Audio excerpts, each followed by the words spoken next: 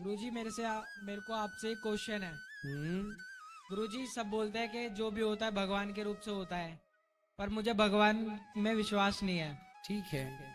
तो मेरी मम्मी ने कहा था एक बार गुरुजी के पास जाना, उनसे ही क्वेश्चन करना, वो आपको बताएंगे कि भगवान होते हैं कि नहीं। आप बताओ, भगवान होते हैं कि नहीं? मुझे लगता है नहीं होते। आपको ऐसा कैसे क्यों लगता है? मुझे लगता है कि जो भी होता है साइंस के रूप से ही होता है। जैसे? जैसे बारिश होना, वो भी साइंस से ही होता है। कैसे साइंस से? क्योंकि वो वाटर सर्कल होता है ना। हम्म। वो वाटर सर्कल होता है ना, जो वाटर जाता है फिर उस बादलों में, फिर उससे बारिश होती है। तो फिर अपने सीजन पे ही क्यों होती है? वीडियो में बने रहें दोस्तों। दरअसल ये लड़का गुरुजी से कुछ देर तक बहस करता है और फिर ये कहता है कि मैं नहीं मानता आपके किसी भगवान को। ये सब अंधविश्वास है। इस दुनिया में भगवान होता ही नहीं। दोस्तों, इस लड़के की सवालों पर गुरुजी क्या जवाब देते हैं, आइए वीडियो में आगे देखते हैं। देखो, आप ठीक कह रहे हैं, हर चीज में साइंस है। यह पर ये बताओ कि समुद्र के अंदर द्वारिका मिली है भगवान श्री कृष्ण की, उसमें क्या साइंस है? वैज्ञानिकों ने तो बनाया नहीं होगा पानी के अंदर। गुरुजी मेरे को पता नहीं है अभी कि मिली है द्वारका उसमें। आप क्योंकि मैं आप गूगल पे, यूट्यूब पर देखिए, 3-4 साल पहले भारत के वैज्ञानिकों ने समुद्र के अंदर एक नगरी पाई। बड़े बड़े वैज्ञानिकों ने रिसर्च किया तो पता चला कि ये नगरी वही 5,500 साल पुरानी है। ये मैं नहीं बोलता, साइंस दावा करता है। तो साइंस दावा कर रहा है कि ये नगरी 5,500 साल पुरानी है। साइंस में तो यही पढ़ाया जाता है कि मोहनजोदड़ो हड़प्पा संस्कृति के पहले कुछ नहीं था। 2000 साल पुरानी घटना है मोहनजोदड़ो हड़प्पा संस्कृति की। हाँ। तो फिर पानी के अंदर द्वारिका का मिलना, इस बात के ये सबूत है कि साइंस केवल 2000 पुरानी बात जानती है, पर हमारे शास्त्र हजारों साल पुरानी बात जानते हैं। ये मैं नहीं प्रूव कर रहा हूं, साइंस प्रूव कर रहा है। अब दूसरा, गुरुजी अंतरिक्ष से आपने सुना होगा, ऊपर अंतरिक्ष में ओम की ध्वनि निकल रही है, ऐसा साइंस ने माना है। आपने पढ़ा है साइंस का ये? नहीं गुरुजी। आप गूगल करके देखिए मेरी हर बात को, गूगल पे आपको सब मिलेगी। नासा के साइंटिस्टों ने, रसिया के साइंटिस्टों ने और भारत के साइंटिस्टों ने, सबने मिल करके जब दुनिया में ऊपर, पृथ्वी ब्रह्मांड में ऊपर एक यंत्र लगाया कि ब्रह्मांड में ध्वनि कौन सी है, क्या गूंज रहा है, तो पता चला ओम गूंज रहा है, ओम। और ओम हमारे वेदों का पहला अक्षर है, प्रणव हाँ है ना? गुरुजी। इसलिए ओम। तो ये सिद्ध हो गया कि जो हम पढ़ रहे हैं ओम, ये ब्रह्मांड में भी गूंज रहा है। ऐसा मैं नहीं साबित करता, साइंस। जैसे राम सेतु मानव निर्मित है, नासा के साइंटिस्टों ने प्लस भारत के वैज्ञानिकों ने 10 साल तक रिसर्च की इस पर। कितने साल तक? 10 साल तक। 10 साल तक रिसर्च करने के बाद आखिर नासा को कहना पड़ा कि ये मानव निर्मित है। तो आज जो अवशेष है हमारे देश में, भगवान श्री राम के द्वारा निर्मित जो राम सेतु है, तो उससे ये सिद्ध होता है कि ये राम सेतु हमारे पुराणों में इसका उल्लेख है, और केवल लिखा नहीं है पुराणों में, उसका सबूत है राम सेतु। तो जब राम सेतु है तो फिर राम के भी होने की सत्यता मालूम होगी कि जब राम का सेतु मिल गया तो राम भी है। हाँ गुरुजी। तो साइंस भी तो प्रूव कर रहा है। आप बद्रीनाथ जाइए, केदारनाथ जाइए, बद्रीनाथ में पूरा बर्फ का माहौल रहता है, सुना आपने? बद्रीनाथ जी में पूरा बर्फ का माहौल, पूरा पहाड़ों में क्या होता है?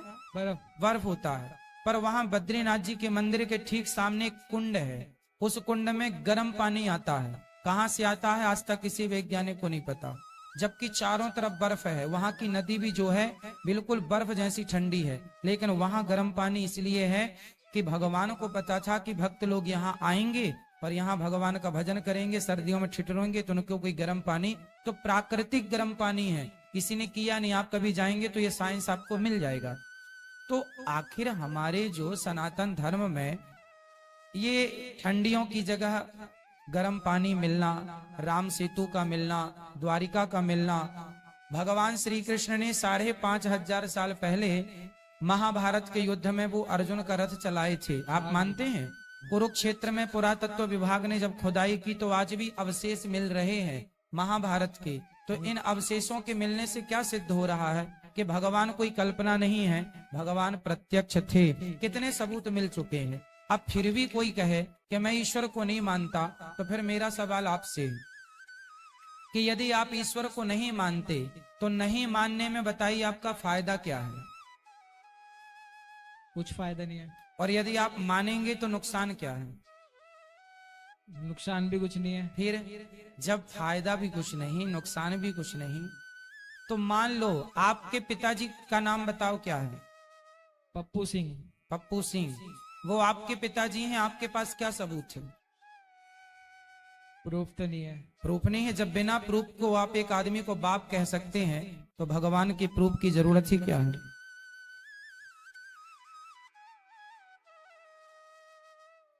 धन्यवाद गुरुजी। खुश रहिए। आप मानेंगे भगवान को या नहीं? हाँ मानू। क्यों मानेंगे? मैंने कहा इसलिए नहीं, आपके नहीं। दिल से, आप दिल से फील कीजिए, आप दिल से हमारे गीता को पढ़िए, आप दिल से रामचरितमानस को पढ़ो। बेटा क्या नाम है आपका? कुणाल। कुणाल। बेटा ऐसा है, आप अच्छे हैं। आज तक किसी मुसलमान ने ये नहीं कहा कि मैं बाइबल को नहीं मानता हूं। हाँ, आज गुरुजी। तक किसी ईसाई ने नहीं कहा, आज तक किसी मुसलमान ने नहीं कहा कि मैं कुरान को नहीं मानता, आज तक किसी ईसाई ने नहीं कहा कि मैं बाइबल को नहीं मानता, लेकिन लाखों हिंदू ये कहते हैं कि मैं भगवान को नहीं मानता। यही सनातन धर्म का सबसे बड़ा दुर्भाग्य है। बेटा मैं आपको बता दूं, नासा का गठन कितने साल पहले हुआ? नासा गठन पता नहीं। बेटा 1950 में नासा का गठन हुआ। 1950 से कुछ वर्ष पहले 1950 में सैटेलाइट छोड़ी जाने लगी, तो 10 साल पूर्व ले लो, 20 साल पूर्व ले लो। उसके पहले आप ये बताइए सूर्य ग्रहण कब पड़ता है? ये कौन बताता है? सूर्य ग्रहण किस तारीख को कितने बज के कितने मिनट पे पड़ेगा, कौन बताता है? नासा वाले। नासा तो 70 साल पहले था ही नहीं, 80 साल पहले था ही नहीं, चलो 100 साल लो, 100 साल पहले तो नासा था ही नहीं, फिर कौन बताता था? गुरुजी हम भी तो नहीं थे 70 साल पहले। बेटा आप नहीं थे, हम नहीं थे, पर 100 साल पहले देश तो रहा होगा ना भारत, हाँ गुरुजी। तब तो ग्रहण भी रहे होंगे कि नहीं? हाँ। फिर कौन बताता था? अब हम बताते हैं। हमारे भारत में पंचांग आपने सुना होगा, पंचांग कैलेंडर सुना है? हाँ। हमारे भारत में साल में 12 साल में एक बार कुंभ लगता है। कुंभ जानते हैं? नहीं गुरुजी। कुंभ नहीं जानते? नहीं। हरिद्वार में 12 साल में एक बार कुंभ लगता है। प्रयागराज में कुंभ का मेला भी लगा था। हाँ हाँ हाँ कुंभ का मेला लगा था ना। तो ये कुंभ का मेला कब से लग रहा है आपको पता है? नहीं गुरुजी। हजारों साल से चला रहा, कोई आज से नहीं लग रहा बेटा, हजारों साल से। और 12 साल में किस तारीख को कब से कुंभ स्टार्ट होगा? हमारे भारत के ऋषि मुनियों ने पंचांग में 100 साल पहले, 100 साल बाद किस तारीख को किस डेट पर चंद्र ग्रहण सूर्य ग्रहण कितने बज के कितने मिनट पे पड़ेगा, साइंस तो नासा को आज पता चला। हमारे ऋषि मुनियों ने पंचांगों के द्वारा ये गणना हमको हजारों साल पहले बता दी थी। तुलसीदास जी ने हनुमान चालीसा में पृथ्वी से सूर्य कितना दूर है बताओ? पृथ्वी से सूर्य? हाँ बहुत दूर है। 14 अरब किलोमीटर। कितना? 14 अरब। 14 अरब किलोमीटर दूर है पृथ्वी से सूर्य, वैज्ञानिक कहते हैं। और यही बात गोस्वामी तुलसीदास जी ने हनुमान चालीसा में लिख दी। युग युग सहस्त्र, युग सहस्त्र योजन पर भानु। अब आप योजन का और सहस्त्र युग का हिसाब निकालेंगे तो 14 अरब ही निकल के आएगा। युग सहस्त्र योजन पर भानु लीली उताही मधुर फल जानू। तो साइंस बेटा जो कह रहा है हमारे ऋषि मुनियों ने लिख दिया। बताइए गुरुत्वाकर्षण का सिद्धांत किसने दिया? गुरुत्वाकर्षण का? हाँ न्यूटन ने। न्यूटन। किसने? न्यूटन। न्यूटन ने गुरुत्वाकर्षण का सिद्धांत कब दिया? पता नहीं। नहीं पता? लगभग 300 साल पहले। लेकिन आप आश्चर्य मानेंगे कि न्यूटन के पहले हजारों साल पहले हमारे महर्षि कणाद हुए हैं, उन्होंने गुरुत्वाकर्षण का सिद्धांत दिया है। महाभारत में आपने सुना होगा रावण के पास कुछ अमर सेना थी और भगवान श्री कृष्ण की जो सेना थी ना वो भी अमर थी, जो कौरवों के पक्ष में लड़ रही थी, जिसका नाम था नारायणी सेना। नारायणी सेना तो कभी मरेगी ही नहीं। फिर उसका क्या किया गया जानते हैं? उसको भीम भैया ने यहां से फेंक फेंक के कहां पहुंचाया, जो गुरुत्वाकर्षण का आज भी सैटेलाइट वहां भेजी जाती हैं जहां पृथ्वी का गुरुत्वाकर्षण समाप्त हो जाता समाप्त है, होता है। तो वहां पर फेंका तो पता था ना कि कितनी दूरी से गुरुत्वाकर्षण समाप्त हो रहा है। हाँ, तो महाभारत में, रामायण में ये सारी चीजें का उल्लेख है। महाभारत में ये तक लिखा हुआ है कि उस जमाने में भी बंदूकें चलती थी, उस जमाने में भी तोपें चलती थी, ब्रह्मास्त्र जैसी मिसाइलें उस जमाने में भी थी। तो आज का साइंस और तब का साइंस, बेटा बहुत सारी बातें हो सकती हैं इसमें। ईश्वर संदेह का विषय नहीं है बेटा, श्रद्धा का विषय है। जब मुसलमान को, जब क्रिश्चियन को अपने धर्म ग्रंथों पर श्रद्धा संदेह नहीं है, तो हम हिंदुओं को भी नहीं होना चाहिए। ये आप सभी की जिम्मेदारी है, आप सभी युवाओं की जिम्मेदारी है। चलो, आप कहते हैं कि मैं ईश्वर को नहीं मानता, आप कहते हैं मैं बाबाओं को नहीं मानता। चलो थोड़ी देर के लिए आप बोलो, अनिरुद्धाचार्य जी मैं आपको नहीं मानता, बोलो एक बार। पर मैं आपको तो मानता हूँ। मानते हो, थैंक यू। पर देखो, अब कोई मेरे से कहे, कोई कहे कि मैं अनिरुद्धाचार्य को नहीं मानता, उनकी बातें नहीं मानता, तो ये बताओ कि अनिरुद्धाचार्य कहता क्या है? मैं क्या आपको शराब पिलाने की बातें करता हूँ? नहीं। क्या मैं बीड़ी पिलाने की, गांजा पिलाने की? उल्टे मैं हमेशा माँ बाप की सेवा करने की बातें करता हूँ। जबकि आप आज के युवाओं को देखो, आप कहते हैं ईश्वर को नहीं मानते, आप जैसे तमाम भाई लोग ईश्वर को ना मान करके वो शराब पी रहे हैं। क्या शराब पीना सही है? क्या नहीं गुटखा गुरुजी, खाना सही है? नहीं क्या पर नारी, पर स्त्री पर दृष्टि डालना सही है? नहीं तो गुरुजी। आज के बच्चे ईश्वर को ना मान के जा कहाँ रहे हैं? चलो आप ईश्वर को नहीं मानते, यदि नहीं मानते और फिर सही रास्ते पे चल रहे हैं, सत्य बोल रहे हैं, माँ बाप की सेवा कर रहे हैं, अच्छे काम कर रहे हैं, तो मैं फोर्स नहीं करूंगा कि ईश्वर को मानो। अरे ईश्वर को मानना इसलिए कि हमें पॉजिटिव विचार प्राप्त हो, पॉजिटिविटी प्राप्त हो, इसलिए मानना चाहिए ईश्वर को।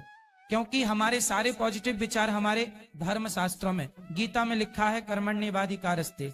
गीता कहती है तू अपना कर्म करता रह, सफलता मैं तुझे प्रदान करूंगा। कर्म कर, फल की कामना। तो गीता में क्या बुरा लिखा है?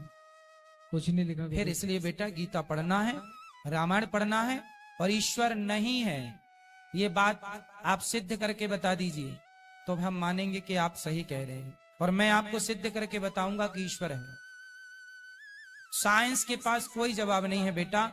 मैं कुछ सवाल दाग दूंगा साइंस को, साइंस चुप हो जाएगा। आप बच्चे हैं, अभी वो बड़े सवाल मैं आपसे नहीं करूंगा, पर बहुत सारे सवाल मेरे पास हैं जो साइंस के पास नहीं है। कोई विज्ञान को जानने वाला यदि मेरे से आए और बात करे, मैं संतुष्ट कर सकता हूं उस व्यक्ति को, पर वो मुझे संतुष्ट नहीं कर सकता, क्योंकि मेरे पास ऐसे सवाल हैं कि जो साइंस के पास नहीं है। पर साइंस के ऐसे लाखों सवाल आप मेरे से पूछिए जिसका मैं उत्तर देता चलूंगा, एक भी सवाल में हिचकूंगा नहीं, क्योंकि साइंस पूरा हमारे शास्त्रों से निकला है। बताओ ज्ञान बड़ा कि विज्ञान? विज्ञान, ज्ञान, क्या बड़ा है? ज्ञान। हाँ, आपने ठीक कहा, ज्ञान बड़ा है, ज्ञान बाप है और विज्ञान ज्ञान का बेटा है। तो ज्ञान तो हम लोग, हमारे वेद पुराणों में ज्ञान ही ज्ञान तो भरा है, विज्ञान तो बेटा है, इसलिए ज्ञान से विज्ञान निकला है। इसलिए ज्ञान ऑलरेडी जर्मनी में ऑलरेडी हमारे वेदों पर रिसर्च की जा रही है, फिर नए नए आविष्कार किए जा रहे हैं। आज जो मोबाइल आप यूज करते हैं, ये मोबाइल किसकी देन है? किसी व्यक्ति ने बनाया है, माना कि, पर ये तकनीक कहाँ से आई? इसकी कल्पना कहाँ से आई? ज्ञान प्राप्त कर गए। ये ज्ञान कहाँ से आया? हमारे वेदों में। हमारे यहाँ भी पहले ऋषि मुनि बात कर लेते थे, जैसे अंतर्धान हो जाना, अदृश्य हो जाना। अदृश्य की तो अभी कोई टेक्नोलॉजी आई भी नहीं, नारद जी तो अदृश्य हो जाते थे।